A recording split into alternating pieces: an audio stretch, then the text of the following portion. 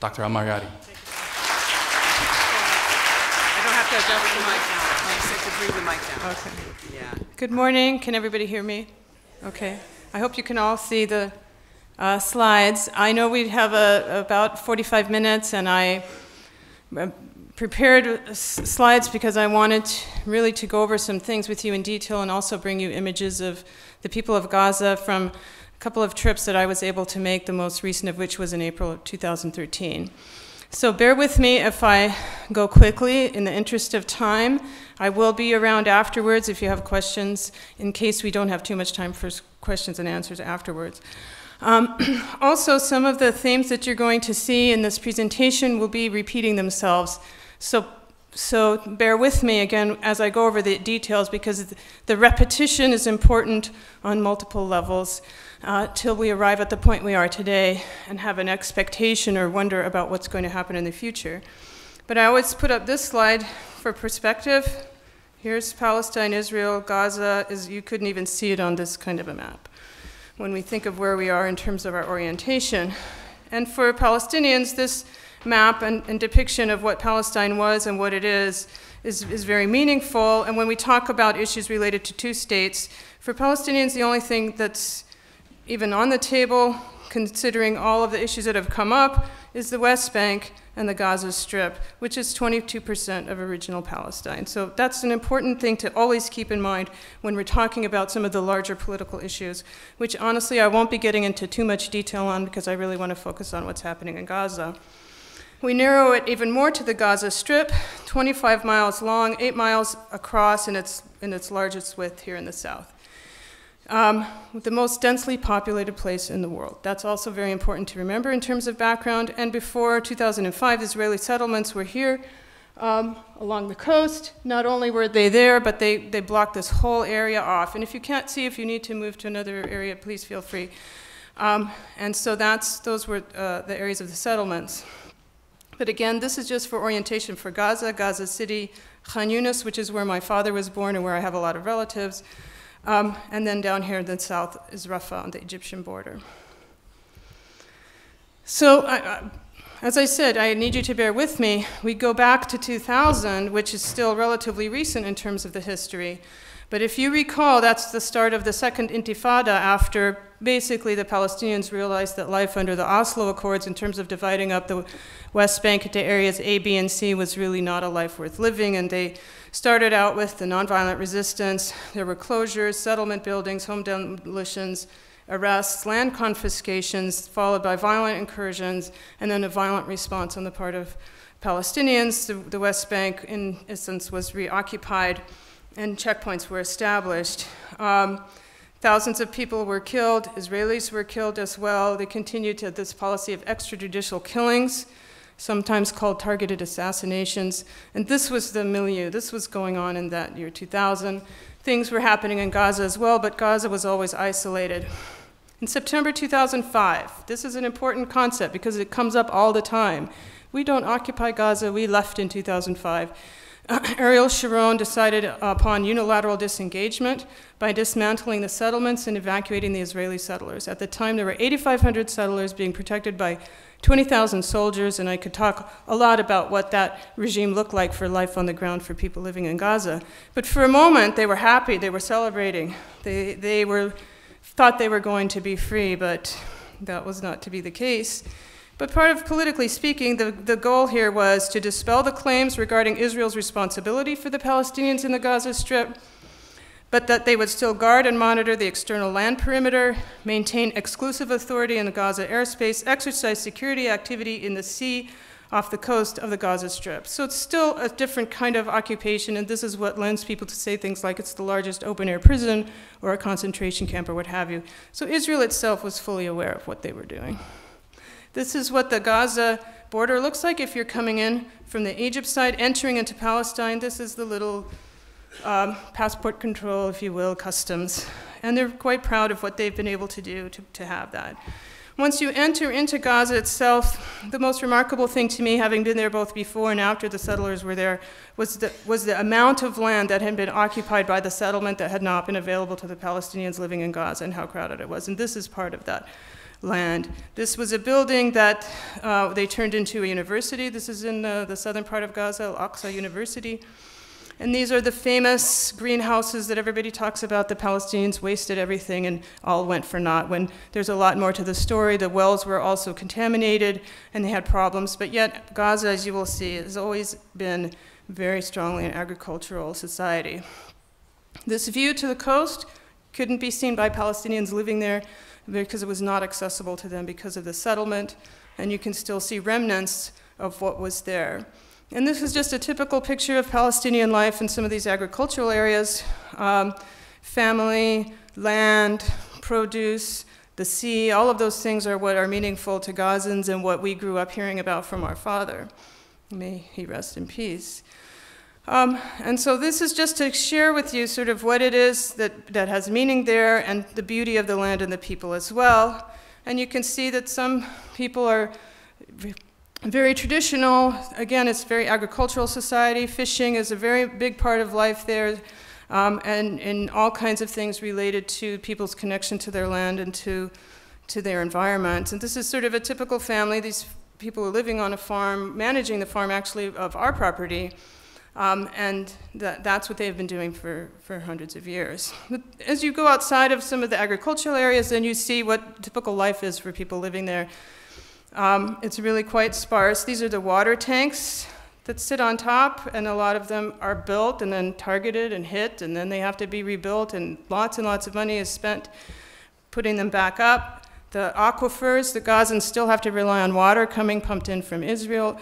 They get some electricity from their own power plant, but they also rely on electricity from Israel itself. So Israel still is in control of everything that happens in Gaza, and this is a typical town. A street in Khan Yunis, which is where my father was from. And how many people have ever been to Israel? Okay, this doesn't look like Israel. This is Gaza. And it's important, keep in your mind those distinctions, those contradictions, given the proximity and given the nature of what's going on. This is a UN school that's intact. That's just typically what they look like if you haven't seen it. And these are students. At that time, we were providing breakfast to for the morning, and they will, at the older ages, usually segregate to boys and girls. And you just see what sort of the classroom is like. For some of these kids, their only hot meal was the meal that we were providing through Kinder USA. And this is a play space, right? Look at this play area. This isn't what we're normally used to seeing with areas of green and shade. You just go outside your own church and see what a nice play area is for children. So it's important to keep these things in mind. So all of this time, the Palestinian Authority is running things. There are allegations of corruption. The needs of the people are not being met. They are not feeling secure. And so they have an election. All this time, the Hamas party, basically, if you will, has, on the ground at least, in people's daily lives, they perceive them as being able to provide services. All of their charities were very well run and professional. And so when they were on the ticket, on the ballot to be voted for, they voted mostly against the Fatah party, and voted for their opposition. So this was a shock to everybody, including Hamas. And so they weren't really prepared, and they've not really been the most effective governing body there, but they did establish security for the people and were able to restore some infrastructure in Gaza. But they were Hamas, okay? So Israel blocks payment for tax revenues, which is where they got a lot of their funding for some of their programs. In 2006, Gilad Shalit was kidnapped by Hamas operatives or their military brigade. And then you start to see this pattern that we've been seeing now over the past 7 or 8 years. So they start out by bombing the power plant, and then this begins, at that time, what was called Operation Summer Rains. 2007, Hamas takes over the security apparatus in Gaza because people were being, kidnapped in the street. It was really just lawlessness and chaos, and so they needed to then take over, and a lot of people from the Fatah fled to the West Bank, but that was that. Once Hamas took over security in Gaza, Israel then declared Gaza Strip an enemy entity, and there's now been the state that we're in that leads us to today. So that's some of the background of what has led us to where we are. And there will continue to be rocket fire sort of in this attempt at some kind of armed resistance coming out of the Gaza Strip. So because of this identification in such a way, the siege of Gaza began. And this is really important for the background of where we are today and why the Palestinians are not accepting a ceasefire, because they cannot continue to live under these conditions.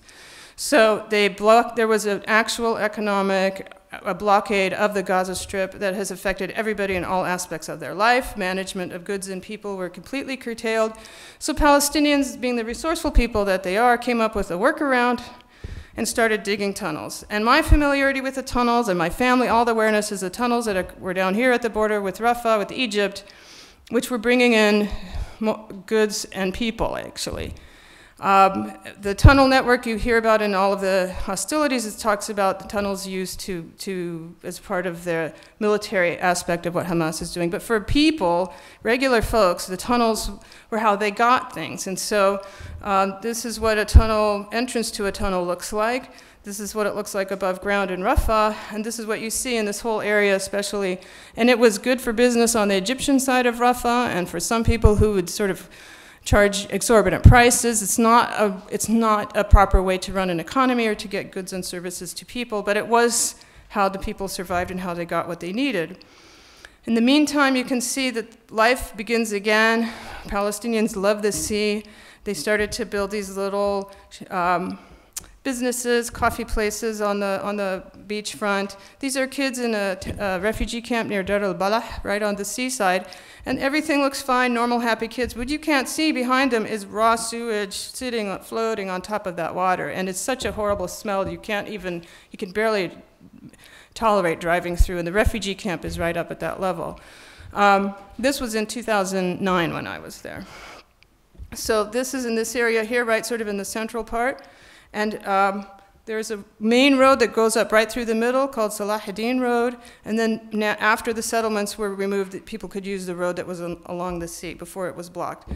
And this is what Gaza looks like. If you're sitting up in any building and looking out, you can see that it's densely populated. This is how people live.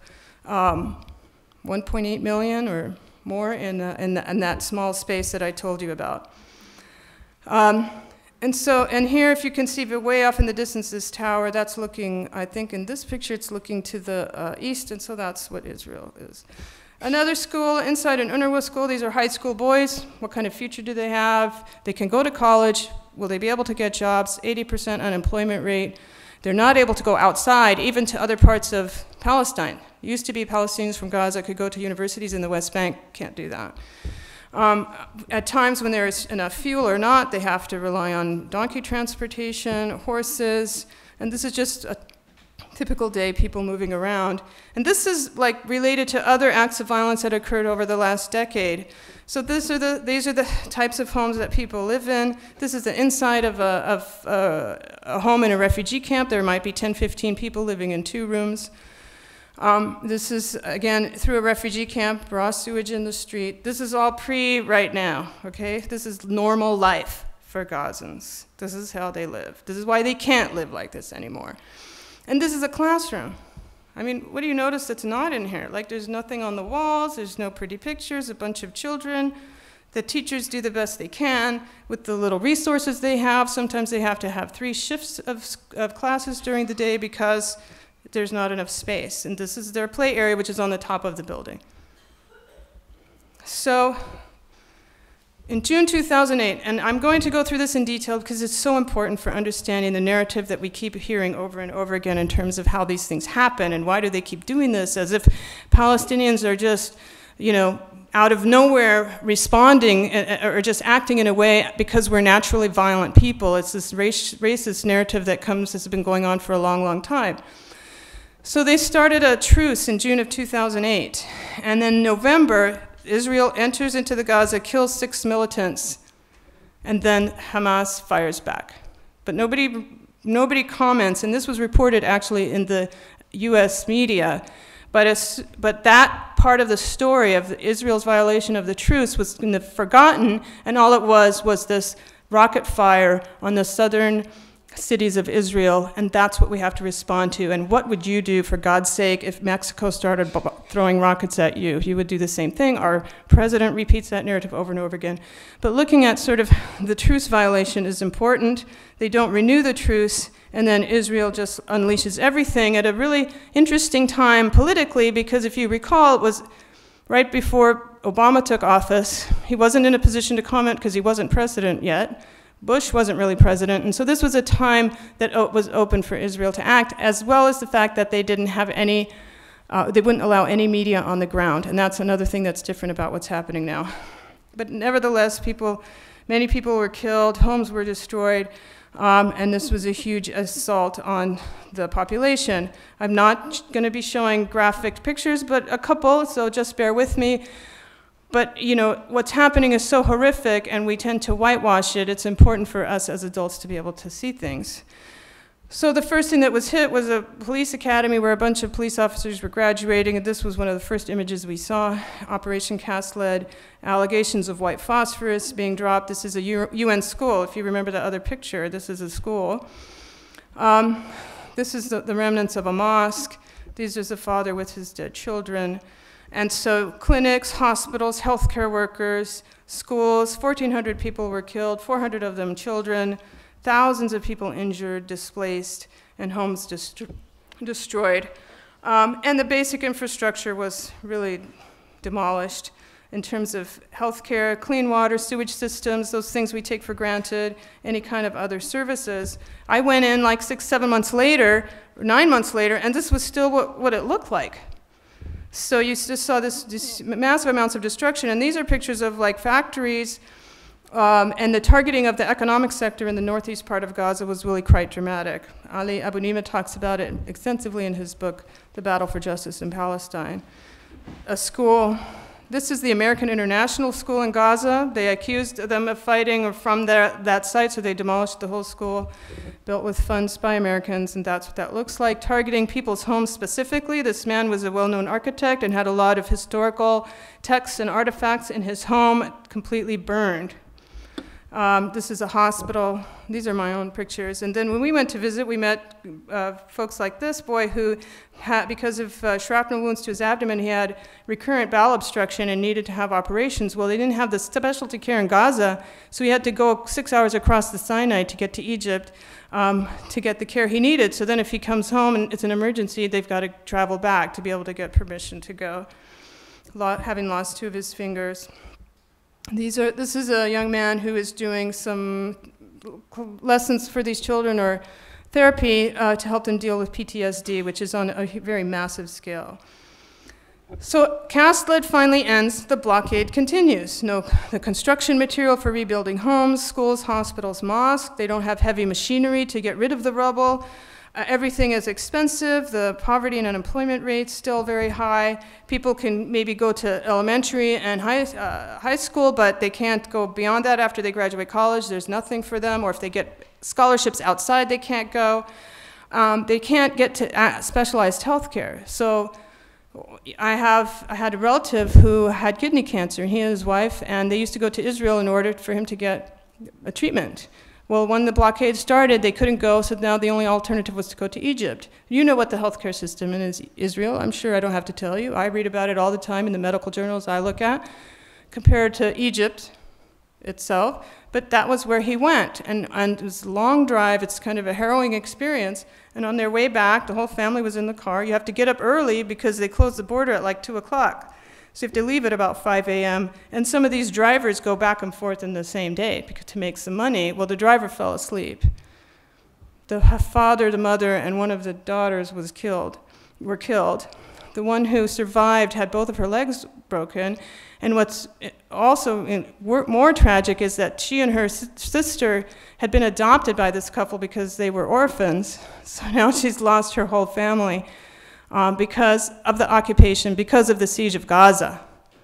Yes, the driver fell asleep. He shouldn't have been driving, but why in God's name did they have to drive for 6 hours to get somewhere for medical treatment when you could either go into Israel or, better, allow the Palestinians themselves to have their own specialty services to bring in folks, because that's what they want to do. They don't want to be dependent on everybody else. So they sort of had this card of Gilad Shalit, to help kind of negotiate, it got them nothing but the release of a few hundred prisoners once they released him, but the physical life of being under siege did not change. In 2012, Operation Pillar of Defense, Israel assassinates a Hamas official who had been involved in getting Gilad Shalit released, and that triggered then rocket fire, which then brought the onslaught. So there's always an event. You just have to look for it because the media doesn't report it. Not as many people injured or killed because there was active negotiation at the time. It was the Muslim Brotherhood that had more influence with the Hamas regime in Gaza and that was able to bring this to an end more quickly. So when I went last year, Hamas was still in power. People are not happy with them as a governing entity. They hadn't had an election in years. And so this was sort of the atmosphere that you were in. You saw fewer attacks against Israel itself, but the humanitarian crisis has been ongoing, and the people are in a sense of isolation and losing hope. But one thing you learn about Palestinians, they're very resilient people, and like they make the best out of the situation that they are in and live their lives accordingly. So there's culture, there's art, there's all kinds of things that people will do to improve their lives. And this is a school for the deaf near Khan Yunis in Bani Suhaila, where this young woman is making this very detailed Palestinian embroidery, which many of you have seen, painting. You should have seen sort of the contrast between some of the color in the artwork compared to like sort of the grayness and reality, bleakness of their lives. But they look for hope, they look for joy, and they have that spirit. This young man has been disabled, but he developed this, born with severe disabilities, with the ability to do this kind of weaving that produces things like this wall hanging, which we wanted to buy, but he didn't want to sell because he, like when you create a work of art, it's something almost like your own child. So I just at least wanted to take pictures to share with others. And this is a Palestinian cultural center in Gaza City where they teach the children about their traditions, about who they are, music, dance, all kinds of things, and some of the other artwork.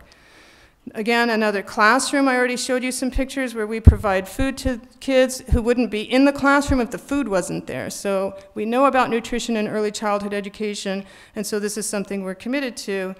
And Palestinians are very much focused on education overall, and they have among the highest literacy rate for men and women in the entire Arab world, despite the circumstances. And these adorable children are the kids at that school for the deaf, and that after they graduate, they sort of give them these skills to, whether it's woodwork, embroidery, something else, but at least they are teaching them in sign language, and it's really a lovely environment for them. And I wonder how they must feel the vibrations when the bombs hit because they can't hear them, and what that's like for those kids. Also, agriculture, as I said, is very important. This is in the north of Gaza. I think this area came under heavy attack. You can see the towers in the distance here. This is in the east. But what people do is you have these small farmers on small plots of land that what they'll create produce out of, as well as larger plots. But it'll be really small, maybe the size of this room, where they can grow potatoes or tomatoes, cucumber, and all of the things that are indigenous to that area. Most of the farmers, by the way, are women, actually. And they like their small businesses. This place called sea huts are these little cabanas in interesting shapes of like whales and other fish right on the water. And young couples will go spend their honeymoon there. This is the best fish place I ever went to. I don't know if it's still there, but I had to take their picture because it was really a great experience. And I was just sort of proud of what people are doing. That's what they're doing, getting on with their lives. Palestinians had this belief that one day this could be an amazing tourist destination because of how beautiful it is, the ocean. This is a 4-star hotel. You can see it wasn't really anybody there, but it's there. This is a beautiful mosque that they had just built along. I think they were hoping to attract people, say, from the Gulf and other places. And then this is the Gaza of my father, this beautiful water of the Mediterranean, the land, the people. That's my uncle who I was able to go with. A guy, like any place else, comes up with a camel on the beach. Give me a few dollars and I'll let you take a picture, and you give me more and you can ride the camel. This is about as much as we wanted to do that day.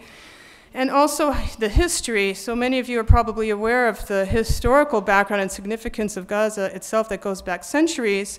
This is one of the oldest churches. It's in Gaza. As many of you may have heard, it's opened its doors to people who have been fleeing the violence.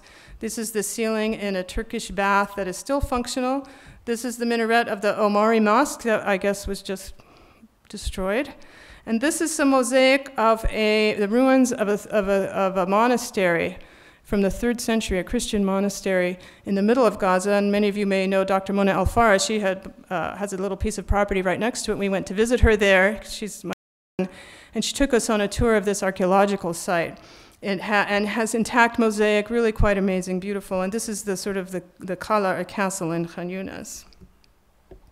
Here. And so there's some tradition, things worth preserving. There's a history worth talking about. All of the kinds of things that attract you to other places are in Gaza as well. So in July last year, when there was a change in regime in Egypt and the Muslim Brotherhood was ousted from power, the first thing that happened was this notion of accusations that a lot of the problems in the Sinai Desert were coming from Gaza. And there, even now among our Egyptian friends, there's these notions that a lot of Egyptians' problems are caused by Hamas or Palestinians in general. This is creating a big problem for us in our own community.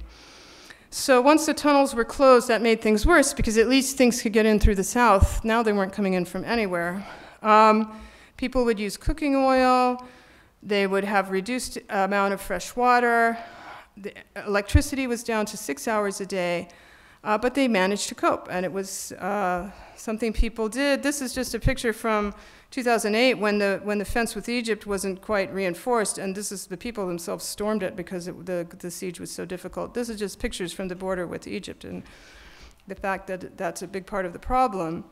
The destruction of sewage plants, like I showed you, sewage in the streets into the sea. The industrial zone had already been wiped out and was not rebuilt. Economic infrastructure doesn't exist. And according to a recent report by the UN, Gaza will be unlivable by 2020 due to issues related to water, sanitation, healthcare, and education. I mean, these are not exaggerations. You can read all of these reports for yourself. This is from last winter. They had torrential rains that they hadn't seen the likes of before, and this is literally sewage in the street, and these kids are having to walk around it to go to school, and they didn't have the capacity to deal with the situation under those circumstances. There's food insecurity for a lot of people. You can go through the numbers. They stop having meaning after a while. Poverty, I already talked about all of these things. Shelter. This is before this month. This is leading up to this month. Disrupted education, and the fishing waters and arable land is inaccessible because Israel is not just a border here. It's like 500 meters to the border. So when you go to visit those areas, if you approach it, even if you're just cultivating your land, they will shoot you in the head directly to kill you. That's a fact. Same thing on the sea. At one point, they sort of let them go out 6 kilometers instead of 3, and then there was some incident that happened, so they said, nope, you got to go back to 3. So they'll talk about how they're easing the blockade, but then what people who aren't paying attention don't realize is that 2-3 months later something happens and they go right back to the status quo. So they never have eased it in all this time, even when there's no violence happening. Kids studying by candlelight, and so you get into these political realities of the Hamas leadership and what their agenda is. The Fatah government is not looked at favorably. They feel like some Palestinians feel like they work hand in hand with the Israelis when it comes to security, especially if it's against Hamas. And then, so this was also part of the background that led to some of the situation that happened now. Of course, Netanyahu has been there. This couldn't be a better time for a head of state. He has 95% support from his population and within both the Knesset as well as among the people. But all of this time, these so-called peace negotiations, there was never any sense that he was going to give on any issue that actually matters most to Palestinians. And even after Gilad Shalit was released, nothing changed. And then Iran became sort of the big distraction away from the occupation. So the Israelis would say things like, there is no humanitarian crisis. and they would just let enough, and we have recent WikiLeaks information or Edward Snowden information that they knew they were going to let just enough to come in so that it wasn't such a crisis that it became overwhelming. So they really were in control all the time and prohibited certain things to come in and out because of this whole dual-use philosophy. In May then this year, Hamas realizes that it is sort of losing ground politically speaking. It's got to do something different if it wants to maintain its position, and I think Fatah realizes that as well, so they declare this unity government in May. I don't think we can underestimate the importance of what that meant. If you recall, also in May, some of you may have seen video footage of some young men who were shot and killed after a demonstration. They weren't even doing anything, but B'Tselem documented that. And actually, the Times of Israel reported that the Hamas rocket fire was in revenge for an Israeli airstrike that had occurred in Gaza in June that killed 1 and injured 3 more, which was the violation of the ceasefire that had been in place since 2012. Yes, they respond by sending these rockets. That becomes the narrative, as if the rockets come from nothing and the Palestinians have nothing else to do but fire rockets. And that becomes, again, the narrative. What would you do if Mexico was firing rockets? How could you not fight back? Well, we don't occupy Mexico, for one thing. According to the International Crisis Group, they feel that this escalation in Gaza was a result of the choice by Israel to obstruct the implementation of this unity government, this reconciliation agreement, because that would actually give the Palestinians some strength as a group. So Operation Protective Edge, we're in the middle, where are we with it now? I don't know, but all I know is there are drones. I know there are F-16 fighter jets. I know when a helicopter is in the air in Gaza, it's gonna kill you. They don't come unless they're going to shoot. The ground invasion with 80,000 troops, heavy artillery, and naval gunships. Remember the first slide I showed you of Gaza? I'm just as an observer, I'm sort of dumbfounded about the tiny size of this place and the massive military machine that has been mobilized against them. The goal was to close the tunnels so they couldn't get in. You know, if they have these tunnels, they can come and then threaten the southern populations. And I heard Netanyahu say it was sustained quiet. We need some peace and quiet. It bothers our people when the rockets come and the sirens go off, and then we have to run and hide. We just want to be left alone. And so every now and then they have to go in and mow the lawn, right? You've heard that. Because now we're not even reduced to animals. We're just like grass. And so we just mow it every 3-4 years because it has no effect whatsoever on Israel. But this way, the people stop complaining because they're not being exposed to the fear, to the sound, to all of the problems that they experience with these rockets. And that's what it looks like. That was, I think, when they hit the power plant. That's that boy, one of those kids on the beach. That's the only picture I'm going to show you. But there are bodies coming in that are decapitated, dismembered, disemboweled. And there was a report yesterday that says, well, maybe most of them were combatants. How many do we know? Maybe majority of the people killed are men. If you happen to be male and Gazan, you're a terrorist. By definition, that's how the world looks at you. But still, 400 children. How many women? Kids on a beach. And we all sort of sit and listen to the rationalization, go, oh, that makes sense. Yeah, that makes sense, that the militants are using these as human shields, and therefore, somehow it makes it okay. That's what it is. And we can have these images because there are brave journalists and reporters that are in Gaza documenting these things. I prepared these slides 2 weeks ago. I had to change the numbers when I got back yesterday.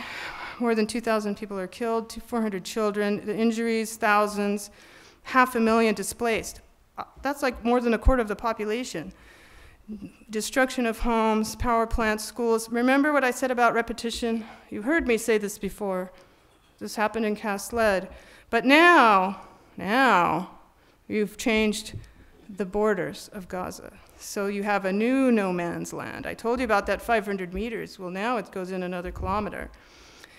People are going to die because they don't have access to resources that will help them stay alive in the hospital. Some of you may have seen a picture that was put up of a baby on a ventilator, post-mortem C-section.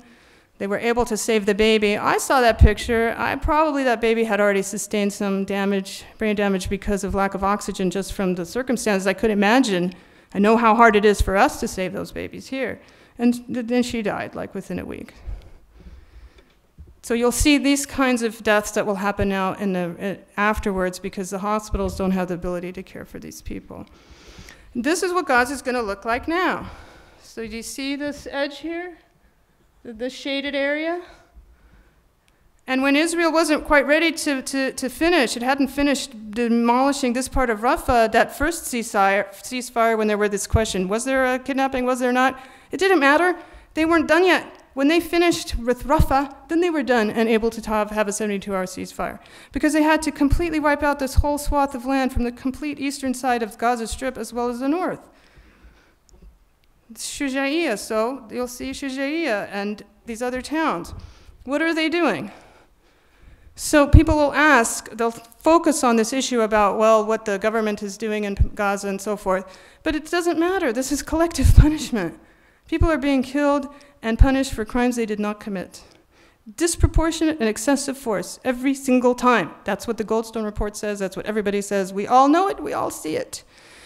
But it's possible to do it because of the dehumanization of the Palestinian people, because we say things about them that we wouldn't say about anybody else ever. Oh, well, Palestinians support death, not life. It's a culture of death. When they stop hating us, or they start loving their children more than they hate us, then we'll stop. The worst thing about this conflict is the Palestinians made us kill their children. They use human shields. And I always look at it like if all of a sudden this room were occupied by a group of gang members or criminals or someone, and the LAPD was on the outside, you know, whatever people may think, they wouldn't just immediately blow us all up in order to kill the people who were using us as human shields. They would try to save us first. They would try.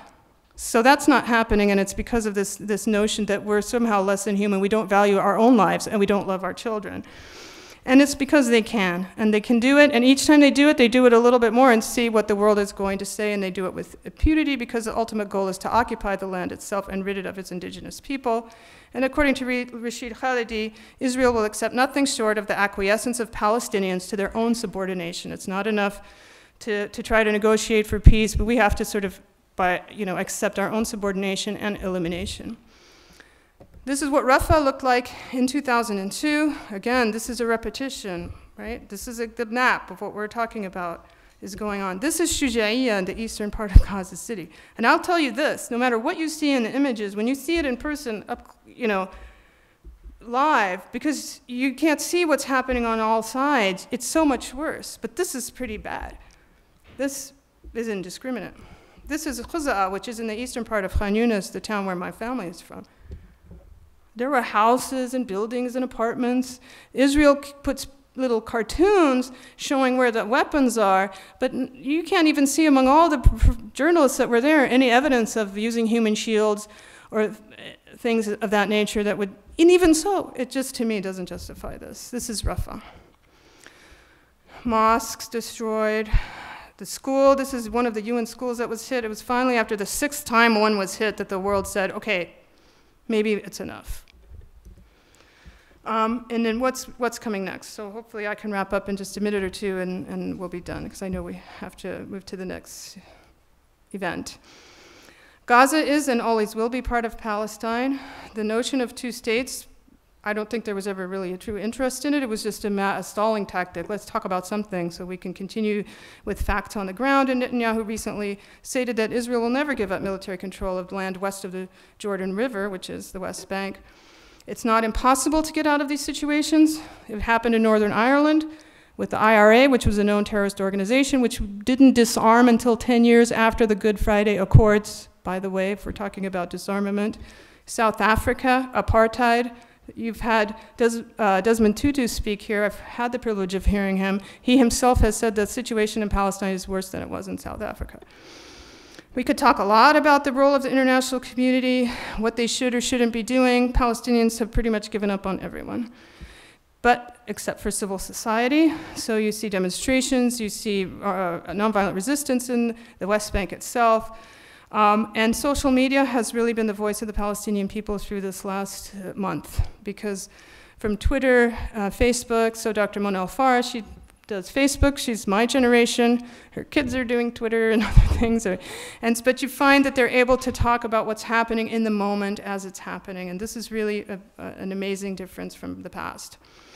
For the rest of us, there's really only one thing that we can do, and that is to join the BDS campaign.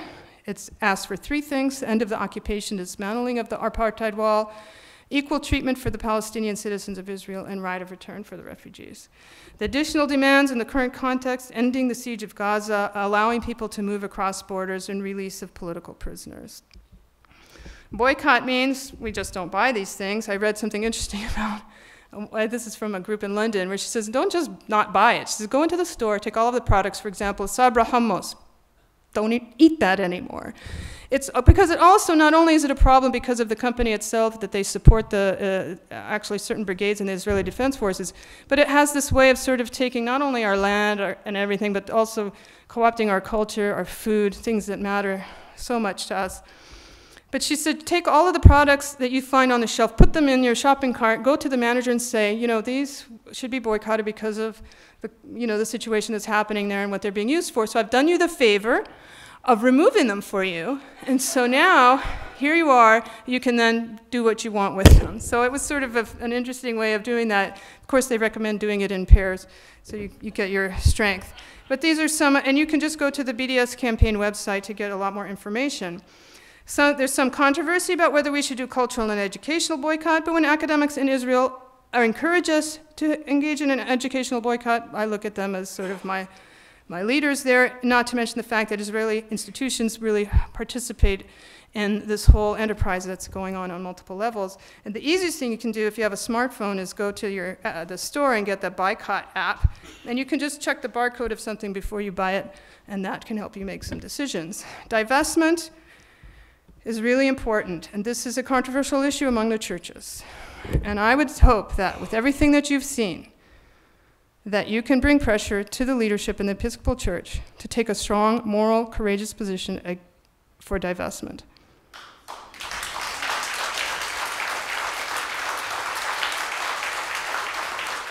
If there's anything I would ask of the people here, that would be that. And I think there's enough to show that this is really what we have to do. Kinder USA is involved in humanitarian relief. This is just what's happening this week of the food distribution there in Gaza. There are a lot of resources to get more information. This is one of the children that was killed, another girl. We have to believe that everybody deserves the same rights and we have to make sacrifice so they can have hope in the future. And these are 5 members of my own family that were killed on August the 1st. When a bomb hit their house, as they fled, another one hit. 5 out of the 9 people killed were children, 10 people were injured. They all had something worth living for, and if you ask me, they all look like they were loved, right? We love our children. So finally, just a couple verses from the Quran. I know you also do a lot of interfaith work, so it might be interesting for you to know what we look to in the Quran to help us find inspiration of what to do next. As God says, we distribute their means of livelihood among them in the life of this world and raise some by degrees above others, so they might avail themselves of one another's help. He's talking about us. He sent an apostle so that he might lead those who have attained to faith and do righteous deeds out of the depths of darkness into the light.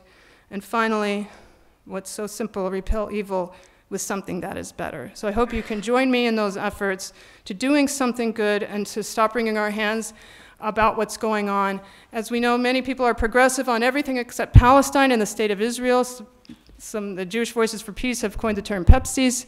We need to stop that and have the courage to talk about this issue, because there should not be any doubt left behind for anyone about this issue. So thank you very much, and I'm sorry for not leaving much time for questions.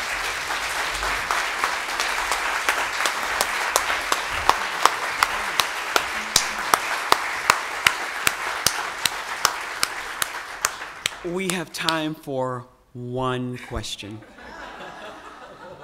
Thank you. Thank you for being here this morning. What about the notion that Israel should be accused of war crimes? They've really done a little too much this time. And isn't there a murmur in the European community that they're talking about this? I do think that I mean, there's evidence over time of war crimes, crimes against humanity. That going to the International Criminal Court is what Palestinians are talking about, allegations of war crimes. There's a lot of, I don't know what the politics are that are preventing people from speaking up, but you're finally starting to see some action, South American countries withdrawing their ambassadors, that will enable people to make those charges at some point, and begin investigations into the area. But that also will take some time.